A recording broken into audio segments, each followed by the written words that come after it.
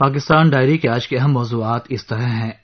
6 ماہ میں گر جائے گی پاکستان تحریک انصاف کی حکومت، پاکستان پیپلز پارٹی کے چیئرمین بلاول بھٹو کا دعویٰ۔ مولانا فضل الرحمان نے حکومت مخالف احتجاجی ریلیوں کا کیا اعلان۔ جماعت اسلامی کا مہنگائی کے خلاف ملک گیر تحریک کا آغاز۔ قوم کو ادا کرنا پڑ رہی ہے معیشت کی تباہی کی قیمت، پاکستان مسلم لیگ نون کا بیان۔ جسٹس عیسیٰ کا وزیراعظم سمیت نامور ملکی شخصیات پر بیرون ملک کمپنیاں بنانے کا الزام۔ اور پاکستان میں مالی سال کی پہلی 6 ماہی میں مقامی تیل کی پیداوار میں 10% تک کی آئی کمی۔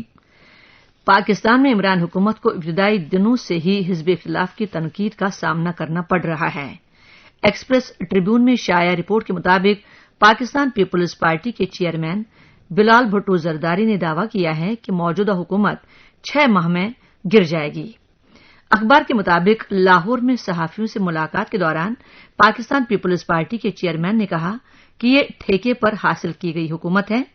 انہوں نے حکومت پر سخت تنقید کرتے ہوئے کہا کہ حکومت جب ٹھیکے پر ملے تو وہی کرتی ہے جو ٹھیکا ہو، اور وہ ادارے اور عوام کو کچھ نہیں سمجھتی۔ پاکستان پیپلز پارٹی کے چیئرمین بلال زرداری نے عمران حکومت کی نکتہ چینی کرتے ہوئے کہا کہ اگر پیپلز پارٹی اقتدار میں آئی تو پاور شیئرنگ فارمولے پر نظر ثانی کرے گی۔ رپورٹ کے مطابق بلال بھٹو زرداری نے کہا کہ بیرونی قوتیں کمزور حکومتوں کو اپنے مقاصد کے لیے استعمال کرتی ہیں، تاہم انہوں نے بیرونی قوتوں کی وضاحت نہیں کی کہ ان کا اشارہ کس کی طرف ہے۔ بلال بھٹو زرداری نے اپوزیشن جماعتوں کے ایک پلیٹ فارم پر ہونے کے اپنے گزشتہ دعوے کے برخلاف مسلم لیگ نون پر تنقید کرتے ہوئے کہا کہ وزیراعظم عمران خان کی طرح مسلم لیگ نون کے قائد نواز شریف بھی سلیکٹڈ وزیراعظم تھے۔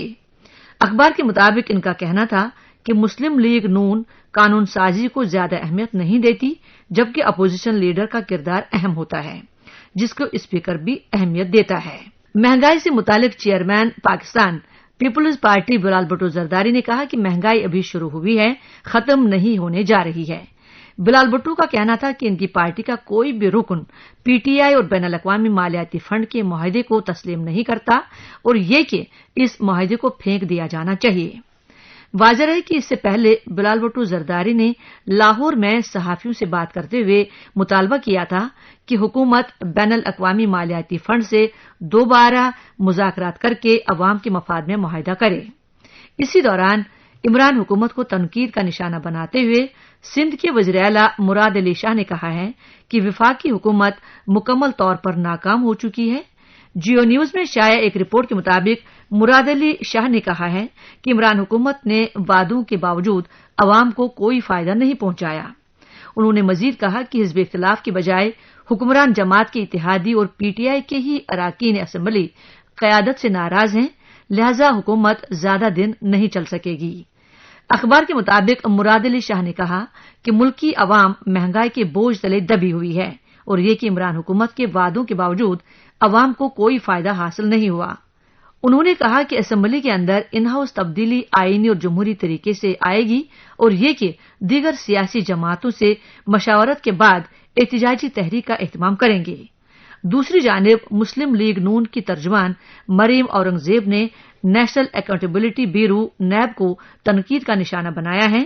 مریم اورنگزیب نے کہا کہ نیب عدالتوں میں ثبوت پیش کرنے کے بجائے خود مفرور ہے۔ انہوں نے مزید کہا کہ اخلاص اور ایمانداری سے پاکستان کی خدمت کرنے والوں کو سزائے موت کی چکیوں میں بند کرنا ظلم ہے۔ دنیا نیوز کی ایک رپورٹ کے مطابق اپنے بیان میں مریم اورنگزیب نے کہا کہ شاہد خاقان عباسی اور احسن اقبال کی ضمانتوں کے معاملے میں نیب مجرمانہ تاخیر کا دانستہ رویہ اپنائے ہوئے ہیں، اور نیب کے وکیل کا عدالت میں پیش نہ ہونا نیشنل اکاؤنٹیبلٹی بیورو اور وزیراعظم عمران خان کے درمیان ساز باز کا ثبوت ہے۔ مریم اورنگزیب کا مزید کہنا تھا کہ قوم سوال پوچھ رہی ہے کہ وہ ثبوت کہاں ہے اور کیوں عدالتوں میں ثبوت پیش نہیں کیے جا رہے ہیں۔ جمعیت علماء اسلام کے امیر مولانا فضل الرحمان نے ملک گیر حکومت مخالف احتجاجی ریلیوں میں شدت کی بات کہی ہے۔ دنیا نیوز میں شائع رپورٹ کے مطابق جمعیت علماء اسلام کے سربراہ مولانا فضل الرحمان نے ملک بھر میں 21 دنوں میں 9 احتجاجی ریلیوں کے اہتمام کا اعلان کیا ہے۔ منصوبے کے مطابق پاکستان آئین بچاؤ کانفرنس کا انعقاد 27 فروری کو کراچی میں کیا جائے گا۔ مولانا فضل الرحمان نے کہا کہ احتجاجی ریلیوں کا اہتمام مختلف شہروں میں کیا جائے گا۔ ان کے مطابق پہلی ریلی 29 فروری کو راولپنڈی میں منعقد کی جائے گی، جبکہ 1 مارچ کو اسلام آباد میں، 2 مارچ کو پشاور میں اور 6 مارچ کو ملتان میں ریلیاں منعقد کی جائیں گی۔ اخبار کے مطابق انہوں نے مزید کہا کہ بنوں میں 8 مارچ کو، ہزرو میں 14 مارچ کو، بھکر میں 15 مارچ کو اور لاہور میں 19 مارچ کو ریلی کا اہتمام کیا جائے گا۔ جمعیت علماء اسلام کے امیر مولانا فضل الرحمان نے کہا کہ لاہور، کراچی اور اسلام آباد میں منعقد ہونے والی ریلیوں میں 6 مختلف جماعتوں کے رہنما شرکت کریں گے۔ پاکستان میں عمران حکومت کے تقریباً تمام محاذ پر ناکام ہونے کے بعد جماعت اسلامی نے مہنگائی کے خلاف ملک گیر تحریک کا آغاز کر دیا ہے۔ سوات کے علاقے مینگورو میں مہنگائی کے خلاف ریلی کی قیادت جماعت اسلامی کے امیر سینیٹر سراج الحق نے کی، جس میں سینکڑوں افراد شریک تھے۔ جیو نیوز کی ایک رپورٹ کے مطابق شرکاء سے خطاب میں سراج الحق نے کہا کہ آج کا اجتماع پی ٹی آئی کی تبدیلی کا جنازہ ہے، کیونکہ پوری قوم تبدیلی کا رونا رو رہی ہے۔ انہوں نے کہا کہ یہ جلسہ آٹا اور چینی چوروں کے خلاف ہے اور یہ کہ چوروں نے ملک کو بین الاقوامی مالیاتی فنڈ کے حوالے کر دیا ہے۔ اخبار کے مطابق سینیٹر سراج الحق نے کہا کہ ملک پر پرویز مشرف اور پیپلز پارٹی کا مرکب برسر اقتدار ہے۔ آج کے پاکستان پر مسلط لوگوں کا نظریہ کسی کو معلوم نہیں اور یہ کہ یہاں کے حکمران صرف اقتدار کے لیے آتے ہیں۔ انہوں نے کہا کہ جہاں اقتدار کے بعد حکمران لندن اور یورپ کا رخ کر لیتے ہیں تو وہی ان کے بچے یورپ اور امریکہ میں پڑھائی کرتے ہیں۔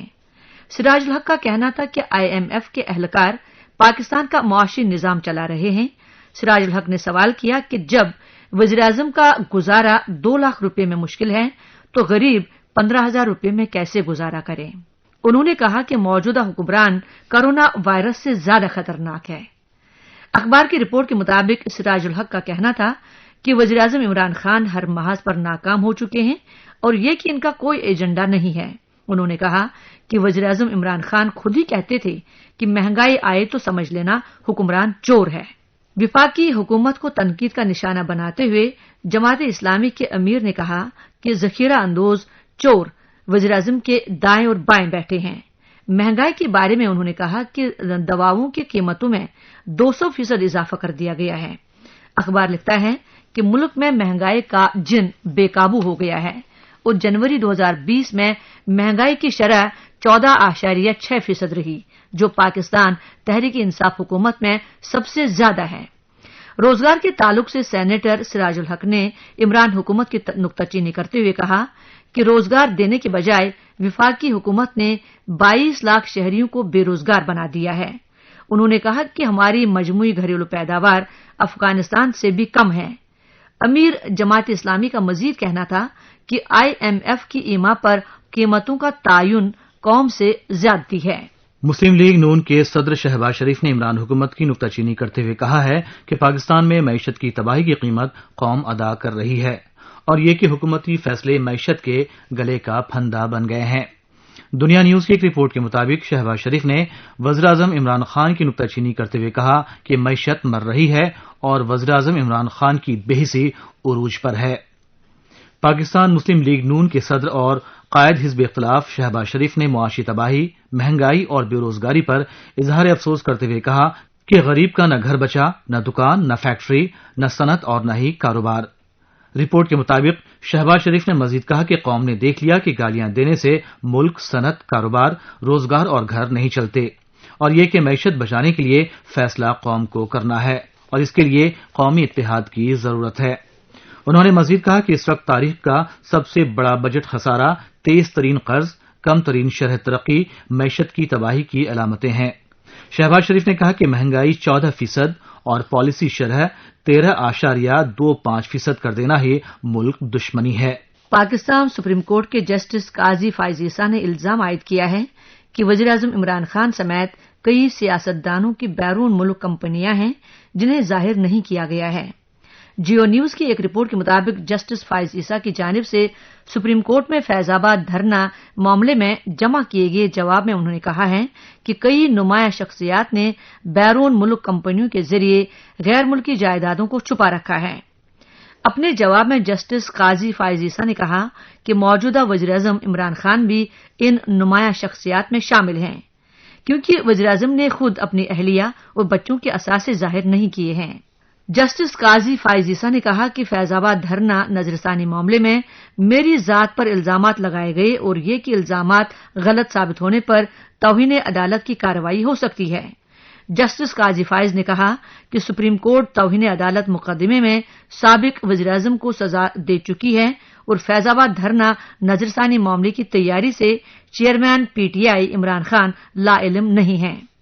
جسٹس قاضی فائز عیسیٰ نے حکومت کی نکتہ چینی کرتے ہوئے اپنے جواب میں کہا کہ اثاثہ ریکوری یونٹ قانونی ادارہ نہیں ہے اور نہ ہی اثاثہ جات ریکوری یونٹ کا کسی قانون یا وفاقی حکومت کے کسی ضابطے سے تعلق ہے اور نہ ہی سرکاری گیزٹ میں اس کا ذکر موجود ہے۔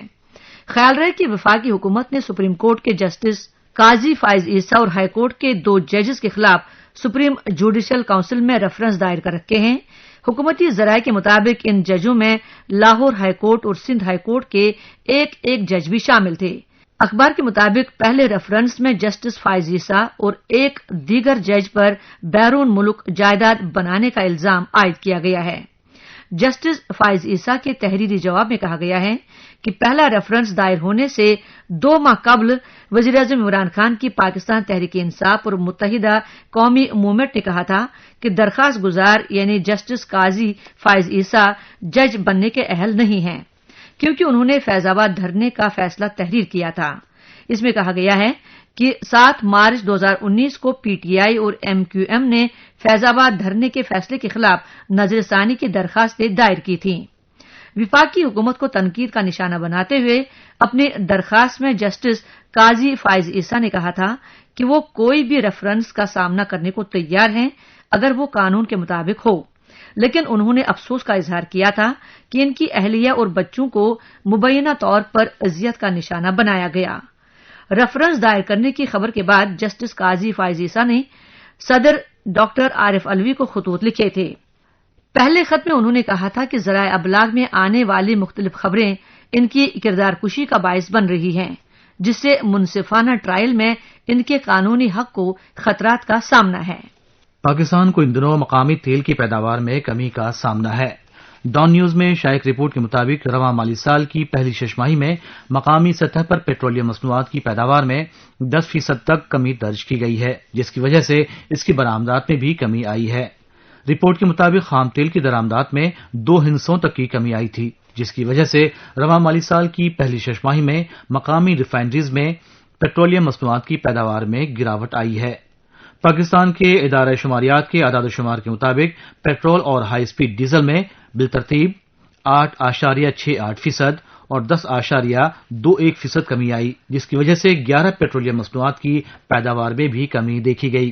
رپورٹ کہتی ہے کہ رواں مالی سال کی پہلی 6 ماہی میں گزشتہ سال کے مقابلے فرینچ آئل کی پیداوار 14.06% کم رہی، جس کی وجہ سے توانائی کے شعبے میں فرینچ آئل کا استعمال کم ہونا تھا، جبکہ اسی طرح جیٹ فیول کی پیداوار بھی 6.71% اور کیروسین آئل 11.64% کم رہی۔ اخبار لکھتا ہے کہ لیبریکیٹنگ آئل اور جیوٹ بیچنگ آئل کی پیداوار میں بالترتیب 22.57% اور 15.67% کمی آئی، جبکہ ایل پی جی اور سولینوائڈ نیفٹا کی پیداوار بالترتیب 7.4% اور 0.35% تک کم ہوئی۔ اس کے نتیجے میں رواں مالی سال کے پہلے 7 ماہ میں پیٹرولیم مصنوعات کی برآمدات میں 40.18% کمی آئی، جبکہ خام پیٹرول کی برآمدات میں 32.72% لاگت میں اور 25.49% مقدار میں کمی دیکھی گئی۔